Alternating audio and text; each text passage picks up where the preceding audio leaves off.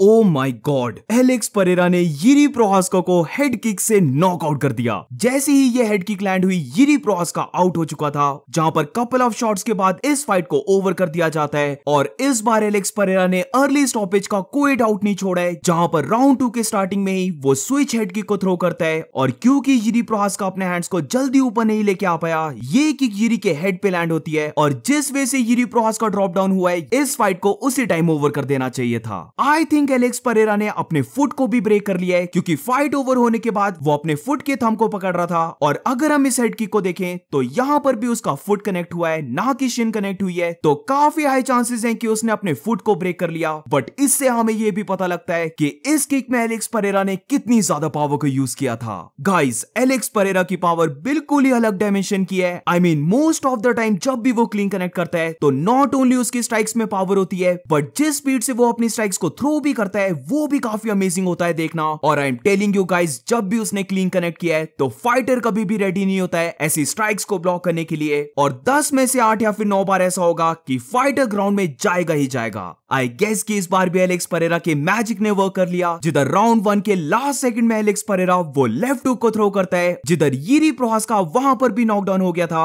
और मुझे लगता है कि अगर 10 सेकंड और होते तो वहीं पर फाइट ओवर हो जाती। ये वाली फाइट में एक चीज नोटिस करने वाली है कि फर्स्ट फाइट के कंपैरिजन में एलेक्स परेरा थोड़ा सा ज्यादा एग्रेसिव दिखा। वो नॉट ओनली अपने लेफ्ट हुक्स बट इवन अपने राइट हुक्स या फिर राइट स्ट्रेट पंचेस हो गए, उन्हें भी थ्रो कर रहा था। वो जैसे हमेशा लेग किक्स को थ्रो करता है, वो तो उसकी इस फाइट में भी थी। और राउंड 1 ऑनवर्ड्स ही हम देख सकते थे कि इस बार एलेक्स परेरा थोड़ा ज्यादा पुश कर रहा है। वो अपने पंचेस में भी थोड़ी सी ज्यादा पावर को यूज कर रहा है। और राउंड 1 के लास्ट सेकंड में वो मोमेंट आ जाती है जिधर यिरी प्रोहास्का अपने लेफ्ट पंच को थ्रो कर रहा होता है, बट क्योंकि उसने अपने राइट गार्ड को ऊपर नहीं किया था तो एकदम से यहां पर एलेक्स परेरा उसे अपने लेफ्ट हुक से काउंटर करता है। और ये लेफ्ट हुक काउंटर इतना परफेक्ट था कि ये पंच लेने के बाद यिरी प्रोहास्का बिल्कुल ही ग्राउंड में गिर जाता है। हम देख सकते थे कि यिरी प्रोहास्का को हेल्प करना पड़ा वापस खड़े होने में, जिधर उसे ये पता नहीं लगा कि उसे कहां जाना है। और उसे यहां तक भी आइडिया नहीं था कि राउंड ओवर हो चुका है या फिर नहीं। एक और चीज यहां पर नोटिस करने वाली है कि राउंड 1 में भी एलेक्स परेरा ने कपल ऑफ हेड किक्स को थ्रो किया था, बट वहां पर यिरी प्रोहास्का ने अपने गार्ड को ऊपर किया था, तो इसीलिए वो इन किक्स को ब्लॉक कर लेता है। बट राउंड 2 के ही स्टार्टिंग में आई मीन कितना टाइम हुआ होगा, 4 से 5 सेकंड हुए होंगे, और सबसे पहली strike Alex Pereira head kick को ही थ्रो करता है। और इस बार इस किक को ब्लॉक करने के लिए